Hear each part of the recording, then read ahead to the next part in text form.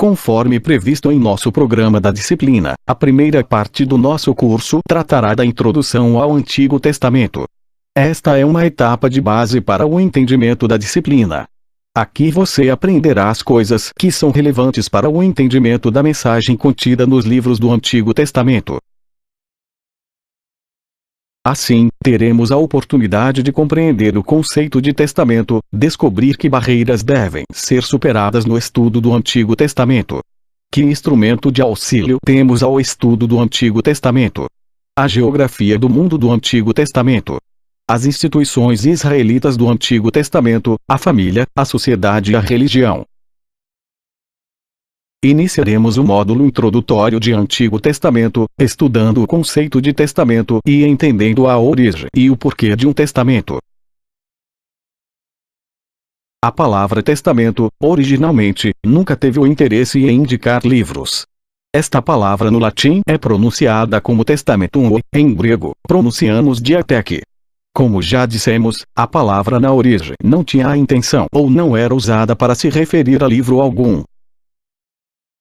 Na verdade, esta palavra tem como interesse expressar os últimos desejos, a última vontade de alguém quando este vier a falecer.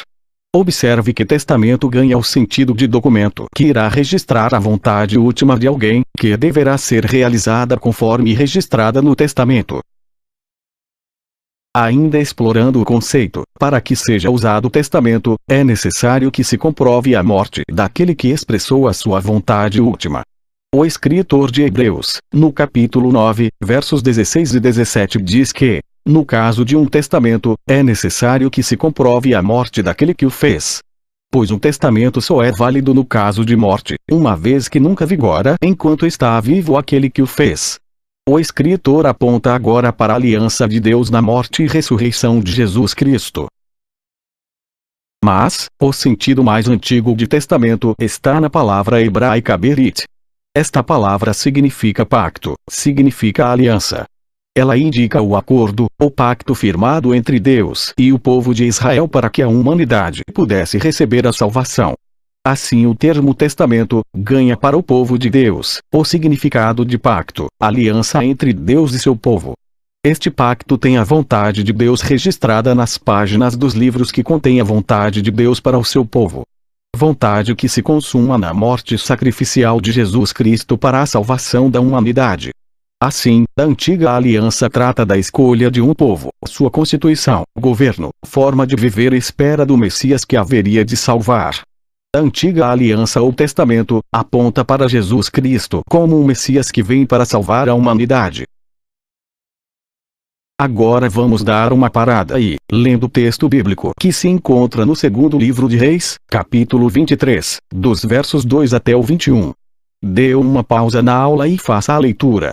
Ao ler o texto na versão da Bíblia na NVI, Nova Versão Internacional, encontramos: depois o rei subiu ao templo do Senhor acompanhado por todos os homens de Judá, todo o povo de Jerusalém, os sacerdotes e os profetas. Todo o povo, dos mais simples aos mais importantes. Para todos o rei leu em voz alta todas as palavras do livro da aliança, que havia sido encontrado no templo do Senhor.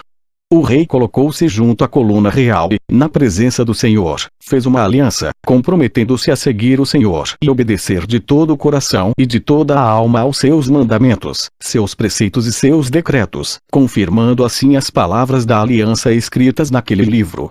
Então todo o povo se comprometeu com a aliança. O rei deu ordens ao sumo sacerdote Ilquias, aos sacerdotes auxiliares e aos guardas das portas que retirassem do templo do Senhor todos os utensílios feitos para Baal e Azerá e para todos os exércitos celestes. Ele os queimou fora de Jerusalém, nos campos do vale de Cedron, e levou as cinzas para Betel. E eliminou os sacerdotes pagãos nomeados pelos reis de Judá para queimar incenso nos altares idólatras das cidades de Judá e dos arredores de Jerusalém, aqueles que queimavam incenso a Baal, ao sol e à lua, às constelações e a todos os exércitos celestes. Também mandou levar o poste sagrado do templo do Senhor para o vale de Cedron, fora de Jerusalém, para ser queimado e reduzido a cinzas, que foram espalhadas sobre os túmulos de um cemitério público. Também derrubou as acomodações dos prostitutos cultuais, que ficavam no templo do Senhor, onde as mulheres teciam para Azerá. Josias trouxe todos os sacerdotes das cidades de Judá, desde Geba até Berseba, profanou os altares onde os sacerdotes haviam queimado incenso. Derrubou os altares idólatras junto às portas, inclusive o altar da entrada da porta de Josué, o governador da cidade, que fica à esquerda da porta da cidade. Embora os sacerdotes dos altares não servissem no altar do Senhor em Jerusalém, comiam pães sem fermento junto com os sacerdotes, seus colegas. Também profanou o Tofete, que ficava no vale de Ben-Hinom, de modo que ninguém mais pudesse usá-lo para queimar seu filho ou filha em sacrifício a Moloque. Acabou com os cavalos que os reis de Judá tinham consagrado ao sol. Estavam na entrada do templo do Senhor perto da sala de um oficial chamado Natã-Meleque. Também queimou as carruagens consagradas ao sol. Derrubou os altares que os seus antecessores haviam erguido no terraço, em cima do quarto superior de Acás, e os altares que Manassés havia construído nos 2 pátios do templo do Senhor. Retirou-os dali, despedaçou-os e atirou o entulho no vale de Cedron. O rei também profanou os altares que ficavam a leste de Jerusalém no sul do Monte da Destruição, os quais Salomão, rei de Israel, havia construído para o poste sagrado, a detestável deusa dos Sidônios, para Camos, o detestável deus de Moabe, e para Moloque, o detestável deus do povo de Amon. Josias despedaçou as colunas sagradas, derrubou os postes sagrados e cobriu os locais com ossos humanos. Até o altar de Betel, o altar idólatra edificado por Jeroboão, filho de Nebate, que levou Israel a pecar. Até aquele altar e o seu santuário, ele os demoliu. Queimou o santuário e o reduziu a pó, queimando também o poste sagrado. Quando Josias olhou em volta e viu os túmulos que havia na encosta da colina, mandou retirar os ossos dos túmulos e queimá-los no altar a fim de contaminá-lo, conforme a palavra do Senhor proclamada pelo homem de Deus que predisse essas coisas. O rei perguntou: que monumento é este que estou vendo? Os homens da cidade disseram: é o túmulo do homem de Deus que veio de Judá e proclamou estas coisas que tu fizeste ao altar de Betel. Então ele disse: deixem-no em paz. Ninguém toque nos seus ossos. Assim pouparam seus ossos bem como os do profeta que tinha vindo de Samaria. Como havia feito em Betel, Josias tirou e profanou todos os santuários idólatras que os reis de Israel haviam construído nas cidades de Samaria e que provocaram o Senhor a ira. Josias também mandou sacrificar todos os sacerdotes daqueles altares idólatras e queimou ossos humanos sobre os altares. Depois voltou a Jerusalém. Então o rei deu a seguinte ordem a todo o povo: celebrem a Páscoa ao Senhor seu Deus, conforme está escrito neste livro da aliança. O livro ao qual se refere o texto de 2 Reis 23 de 2 a 21 era o livro da lei. Este livro foi encontrado na reforma do templo. O livro da aliança como o livro encontrado pelo rei Josias, que serviu para a reforma política religiosa por volta de 2622 a.C. O livro ao qual se refere o texto lido em 2 Reis é o livro da lei. O rei Josias havia decidido, conforme narra o capítulo 22, fazer reparo no templo. Era o 18º ano do seu reinado. Assim, o rei ordenou ao escrivão Safã que fosse ao sumo sacerdote Ilquias, para que este contasse o dinheiro que se trouxera à casa do Senhor e fosse usado para o reparo. Ao encontrar o sumo sacerdote Ilquias, o escrivão Safã foi informado que o livro da lei se havia encontrado. Safã leu o livro e, em seguida, foi ao rei informar que o sumo sacerdote o havia entregue o livro da lei. O rei pediu que o escrivão lesse o livro e após isto, rasgou suas vestes dizendo: Deus está furioso porque nossos pais não guardaram as leis escritas neste livro. Era o livro que, de acordo com os judeus, Deus tinha mandado Moisés escrever. Livro que ficou conhecido como Livro da Aliança e que foi usado para a reforma política e religiosa promovida pelo rei Josias, por volta de 2622 a.C. O livro continha a vontade de Deus para o povo de Israel e foi usado pelo rei, que se tornou uma das poucas referências de reis que agradaram a Deus. Mais uma vez, dê uma pausa no vídeo, leia o texto que se encontra em 2 Coríntios capítulo 13 verso 14. Durante a leitura do texto verifique se você identifica como o apóstolo Paulo se refere a toda a literatura do povo pré-cristão. No texto que você leu, Paulo escreve: Na verdade, as mentes deles se fecharam, pois até hoje o mesmo véu permanece quando é lida a antiga aliança. Não foi retirado, porque é somente em Cristo que ele é removido. Paulo se refere a toda a literatura do povo pré-cristão como o Antigo Testamento. Os judeus não chamam a sua literatura como o Antigo Testamento. Não consideram o pacto com Moisés como o Antigo, mas o pacto vigente. Não há para eles Novo Testamento.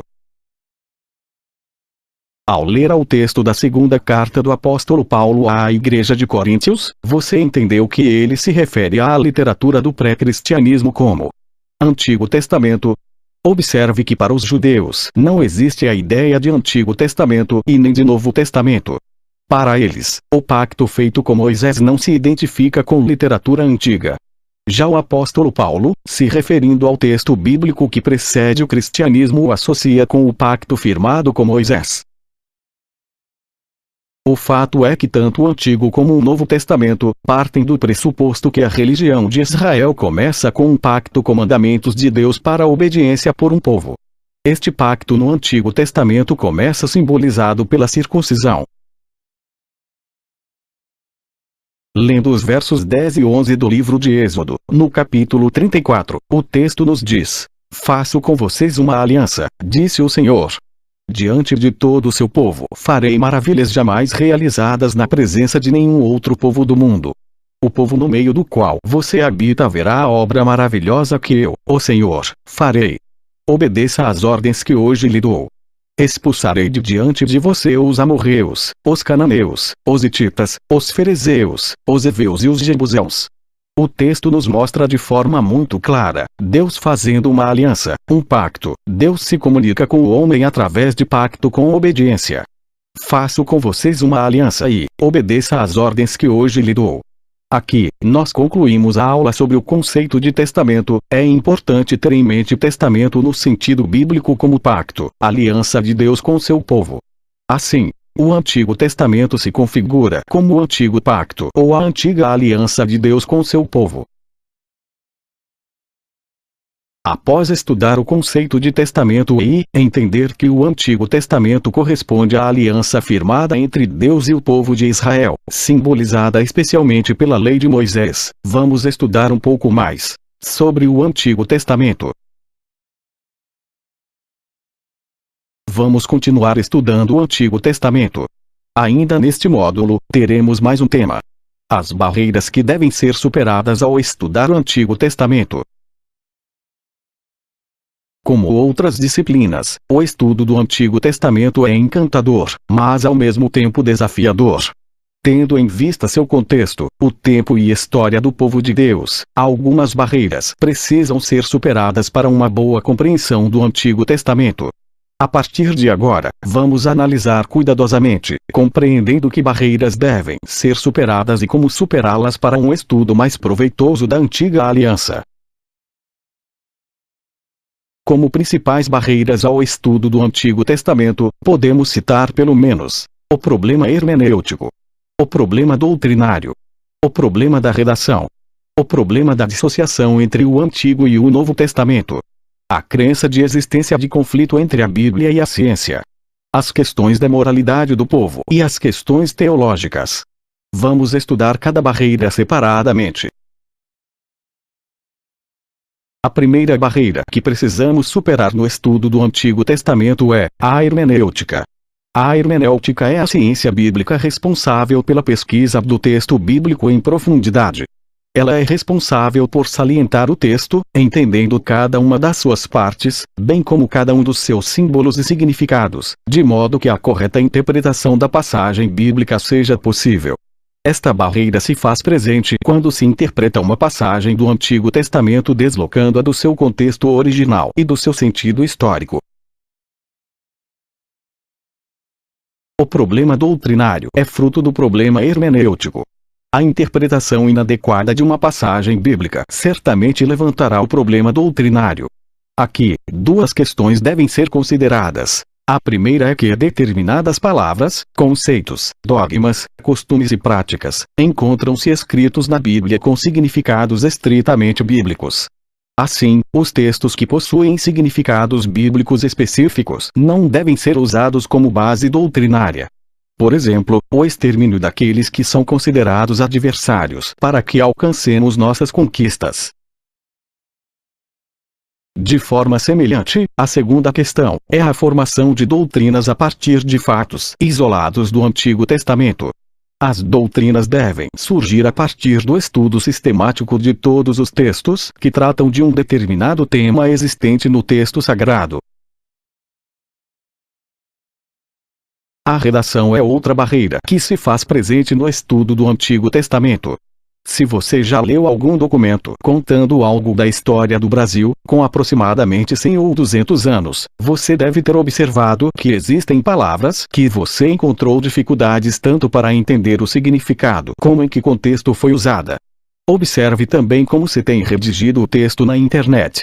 Algumas palavras como beleza, no sentido de muito bem, escrevendo-se BLZ, palavras como também, sendo escrita com TBM, entre muitas outras.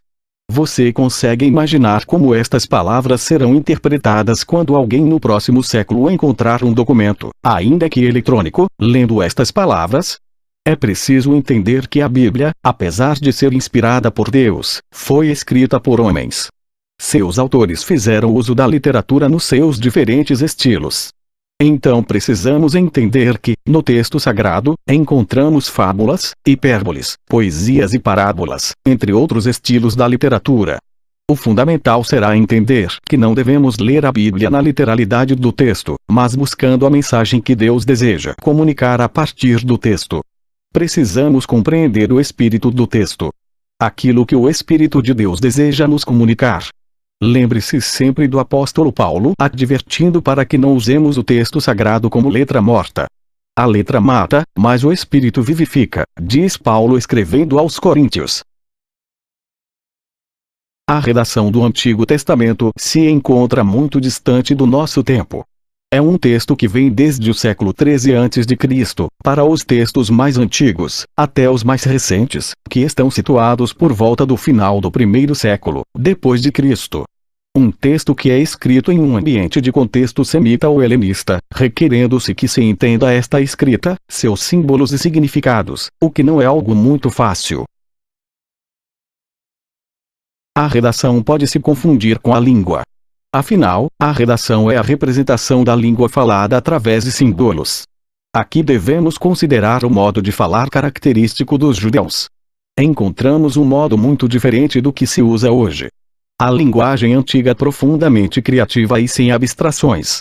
Isto significa que precisamos de uma interpretação mais profunda, tendo em vista a distância daquele mundo cheio de símbolos, hipérboles e números, tendo traços específicos daquela cultura. Isto aponta para a necessidade de tentar aproximar-se do texto, entendendo aquela cultura e não tomando seus números, hipérboles ou simbolismos ao pé da letra. Aqui nós podemos considerar que, por exemplo, existia dificuldade de se expressar números muito grandes. Assim, vamos encontrar, por exemplo, no livro de Daniel, capítulo 7 verso 10, o autor escrevendo um rio de fogo manava e saía de diante dele. Milhares de milhares o serviam, e milhões de milhões assistiam diante dele. Assentou-se o juízo, e abriram-se os livros. Apesar da tradução trazer milhares de milhares e milhões de milhões, o autor na verdade deseja expressar simplesmente uma quantidade enorme. Incontáveis. Da mesma forma encontramos o autor de Isaías no capítulo 6 e verso 3 escrevendo: E clamavam uns aos outros, dizendo: Santo, Santo, Santo é o Senhor dos exércitos. Toda a terra está cheia da sua glória. Porque o autor repete Santo, Santo, Santo. Precisamos compreender que não existindo o superlativo, o autor na verdade desejar expressar o superlativo de Santo, ou Santíssimo. Para superar esta barreira, precisamos efetivamente ter a compreensão do tempo que nos separa do autor do texto e, ao mesmo tempo, buscar compreender a existência, especialmente o emprego de antropomorfismo, nomes e números na literatura semita. Associado a isto, considere ainda aquilo que o povo não conhecia e que na verdade se configurava como um mito. A expressão o som das muitas águas. Veja também no Salmo 29 do verso 3 ao 5. A voz do Senhor ouve-se sobre as suas águas. O Deus da glória troveja. O Senhor está sobre as muitas águas. A voz do Senhor é poderosa. A voz do Senhor é cheia de majestade. A voz do Senhor quebra os cedros. Sim, o Senhor quebra os cedros do Líbano. O Salmo 29 é simplesmente um hino de louvor e aponta para a tempestade como expressão. Evidência da glória de Deus. Se você observar bem, neste salmo, a expressão "a voz do Senhor" aparece 7 vezes para apresentar o trovão da tempestade, começando no mar Mediterrâneo e movendo-se para as montanhas ao norte da Palestina e, a partir daí, sobre o deserto para o sul. O salmista descreve as consequências sobre árvores e animais, seguindo-se adoração pelos homens. Observe que todo o simbolismo é usado em forma de música, com beleza singular, apenas para mostrar que a natureza denuncia, que ela apresenta a glória de Deus. Veja também, desde já, a importância da geografia bíblica do Antigo Testamento para vencer a barreira da linguagem. A dissociação é mais uma barreira encontrada para dificultar o entendimento do Antigo Testamento. A dissociação implica em olhar para o texto do Antigo Testamento, compreendendo Deus como um guerreiro vingativo e sádico. Isto acontece quando dissociamos o Deus do Antigo Testamento do Deus do Novo Testamento. Deus que ama incondicionalmente. O Deus misericordioso, gracioso. O Deus que é visto em Jesus Cristo. A visão do senso comum é que existem conflitos entre a ciência e a Bíblia. Aqui vamos encontrar 2 problemas básicos. Os cristãos desejando usar a Bíblia para discutir fatos históricos. Os que não são cristãos tentando usar a Bíblia como um livro de história. A Bíblia, apesar de conter belíssimas histórias, não é um livro de história, mas um livro para quem tem fé. Ciência e fé não se contradizem e não se chocam. O fato é que, apesar de Cristo nos ter sido revelado na sua plenitude, ainda não vemos todas as coisas como elas são. Vemos e conhecemos em parte. Um dia, na glória, conheceremos tudo por completo. Também encontramos barreira na própria teologia. Muitas vezes por dificuldades pessoais. Não queremos aceitar algumas questões. Por exemplo, Israel foi escolhido por Deus para ser a referência de nação para todos os povos. Os judeus criam firmemente na eleição de Israel. Como os outros povos podem compreender a eleição de um povo em detrimento de outro? Como entender que a Igreja de Cristo é o novo Israel de Deus e, portanto, o povo escolhido? Também devemos compreender a mentalidade e a perspectiva ou alma religiosa que movia o povo de Deus no Antigo Testamento. Observe, por exemplo, como no Salmo 62, versículo 6, o autor em lugar de diz em minha alma se alegra junto de Deus. Diz junto de Deus minha alma será alimentada com carnes gordas e tutano. Para o judeu, o melhor almoço era aquele recheado de carne gorda. Isso os alegra. Assim, ele expressa a religiosidade usando o melhor almoço para falar da alegria de estar próximo de Deus. No Salmo 119 verso 109, na versão revista e corrigida de Almeida, lemos: a minha alma está de contínuo nas minhas mãos, todavia não me esqueço da tua lei. Ter alguma coisa nas mãos significava estar pronto para entregar, para perder. Significava ter a vida nas próprias mãos. Estar prestes a perder a vida, quase morrendo ou em grande perigo. Escute a tradução na Nova Versão Internacional para o mesmo texto. A minha vida está sempre em perigo, mas não me esqueço da tua lei. Também necessitamos compreender o conceito da inspiração bíblica, entendendo que ela não anda separada da cultura do povo. Pelo contrário, devemos considerar que a inspiração bíblica está carregada com todo o contexto cultural do povo. Seja um cabedal cultural rico ou pobre, ele vai estar presente no texto do autor humano. Outra barreira necessária de ser superada é o entendimento da moralidade do povo do Antigo Testamento. Observe que se tratava de um povo de moralidade rude. Isto pode ser muito bem observado quando olhamos o extermínio dos seus inimigos, suas imprecações vistas nas diferentes formas de pedido ou orações desejando o mal dos seus inimigos. Ainda dentro do contexto de um povo de moralidade rude, encontramos a poligamia. Esta mesma moralidade que apresenta um Deus irado intervindo na história. Associado a tudo isto, ainda devemos considerar que dentro desta moralidade se encontra a importância que eles atribuíam às doenças, em geral como castigo de Deus, ou mesmo aos sonhos. Dentro da perspectiva de vida deste povo, ainda havemos de considerar as noções que eles tinham em relação à vida após a morte e a justa sanção divina. Na mesma linha de pensamento, devemos ainda observar como eles narram certos milagres da história de Israel, cujas proporções parecem desconsiderar a sabedoria divina, a exemplo da queda dos muros de Jericó, o Mar Vermelho, o Jordão, as pragas do Egito, a burra de Balaão que falou e a cabeleira de Sansão, entre outros. Finalmente, devemos considerar a história do povo e o lento processo da pedagogia divina. A revelação de Deus a homens rudes, moralmente infantis, os fazendo colaborar no seu plano, não mudando repentinamente hábitos e conceitos do povo. Aqui, nós encerramos a aula 3 do primeiro módulo. Você agora deverá responder ao questionário que irá lhe habilitar a continuar no próximo módulo. Se você ainda está inseguro, revise as aulas assistindo novamente cada vídeo e pesquisando em literatura adequada.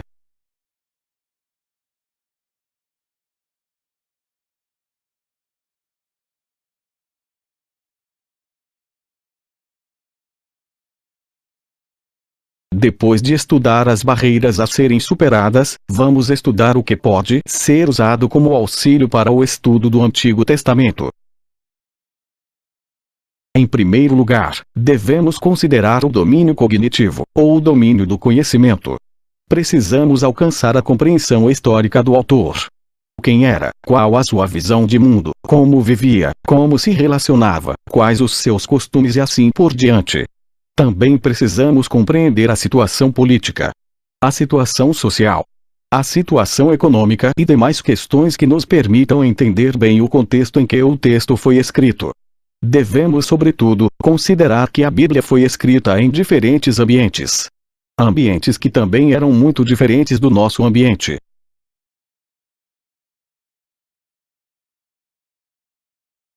Um segundo elemento que pode nos ajudar bastante é a língua. Como instrumento de relacionamento com o contexto, ela se torna elemento extremamente importante quando a entendemos. No Oriente, de forma específica, a língua possuía características gramaticais e antropológicas muito próprias. Devemos considerar que o Antigo Testamento foi escrito em hebraico e que lá existe um vasto uso de simbolismo nos números. Outro instrumento de auxílio à compreensão do Antigo Testamento é entender que ele se encontra profundamente recheado pelo aspecto humano.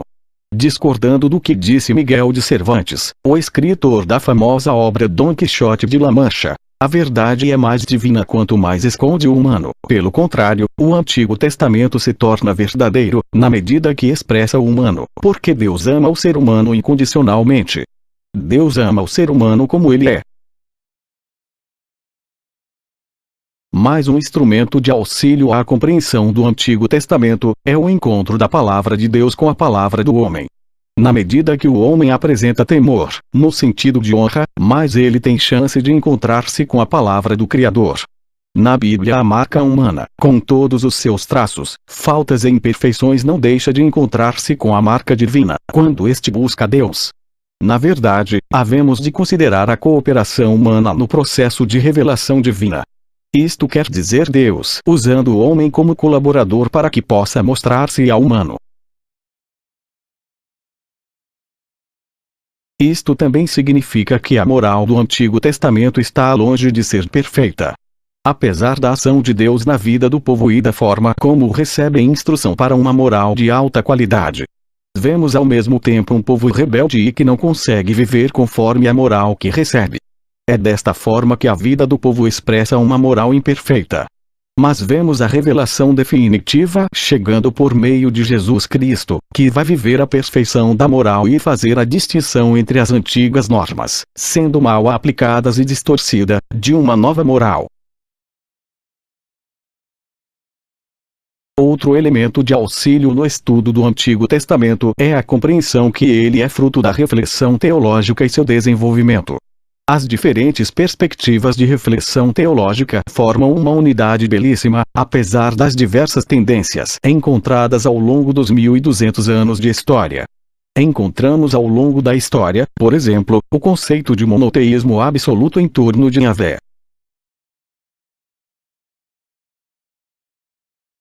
Aqui, nós encerramos a aula 3 do primeiro módulo. Você agora deverá responder ao questionário que irá lhe habilitar a continuar no próximo módulo. Se você ainda está inseguro, revise as aulas assistindo novamente cada vídeo e pesquisando em literatura adequada.